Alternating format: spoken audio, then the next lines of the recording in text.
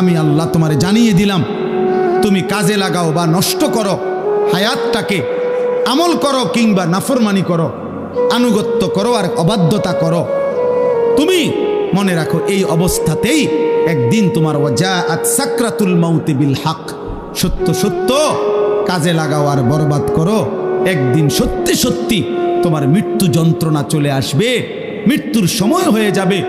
আর প্রত্যেক মানুষের মৃত্যুর সময় সর্বপ্রথম তার একটা মৃত্যুর যন্ত্রণা শুরু হয়, এটারে সাকরাতুল মাউত বলে। এরপরে আজরাইল আইসা মালাকুল মউত তার জান কবজ। আল্লাহ আমারে মনে করাই দিছে, আনিস আমি তোমাকে সৃষ্টি করেছি। 2 নম্বর আল্লাহ আমাকে বলতেছে, আনিস তোমার অন্তরের গভীরে যেই কথা আসা যাওয়া করে কল্পনাগুলোও আমি জানি। 3 নম্বর তোমার রক্তের শিরা উপশিরায় আমি আল্লাহ তাআলা তার চাইতে বেশি কাছে আছি। এবার 4 নম্বরে আল্লাহ বলেন, ইজিয়াতালাক্কাল মুতালাক্কিয়ানে আনিল ইয়ামিনি ওয়া আনিশ শিমালি কাঈদ। আল্লাহ বলে, বান্দা 4 নম্বরে মনে রেখো 24 ঘন্টা তোমার ডানে এবং বামে আমার 2 জন ফেরেশতা আছে। আছে? কথা বলে না? আছে তো? ওরা লিখছে। এই 4টা হল। 5 নাম্বার, মা ইয়ালফিজু মিন কাউলিন ইল্লা লাদাইহি রাকিবুন আতীদ।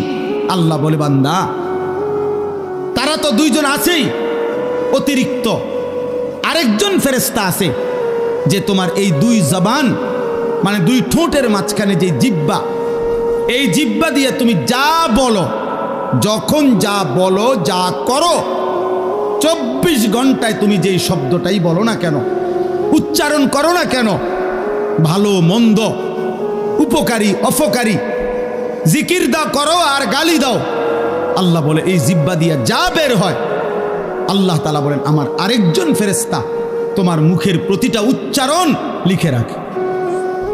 এই কয়টা হলো? 5টা। কয়টা? 5টা। 1, আমি তোমাকে সৃষ্টি করেছি, আমার থেকে যাইবা কেন? 2, তোমার অন্তরের গভীর বিষয়টা আমি জানি, আমার থেকে লুকাবা কেন? 3, আমি তোমার রক্ত প্রবাহিত শিরা উপশিরা তার চাইতে বেশি নিকটে আছি, তুমি আমাকে লুকাবা কেন? 4, আমার 2 জন ফেরেশতা 24 ঘন্টা তোমার পাশে আছে, তুমি তাদের ফাঁকি দিবা কেন?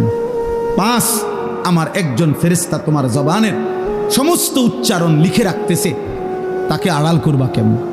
এবার আল্লাহ বলেন, শেষ কথা হলো এই, আল্লাহ তাআলা বলেন, ওয়াজাআত সাকরাতুল মাউতি বিল হক।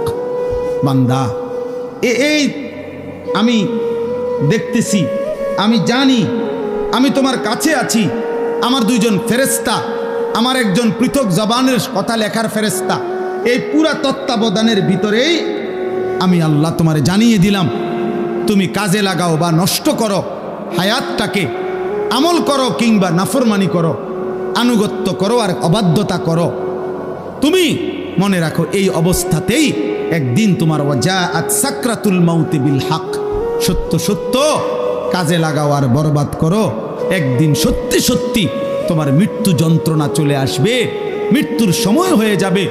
আর প্রত্যেক মানুষের মৃত্যুর সময় সর্বপ্রথম তার একটা মৃত্যুর যন্ত্রণা শুরু হয়, এটারে সাকরাতুল মাউত বলে। এরপরে আজরাইল আইসা মালাকুল মউত তার জান কবজ করে, জান কবজের আগেই তার একটা মৃত্যুর যন্ত্রণা হয়।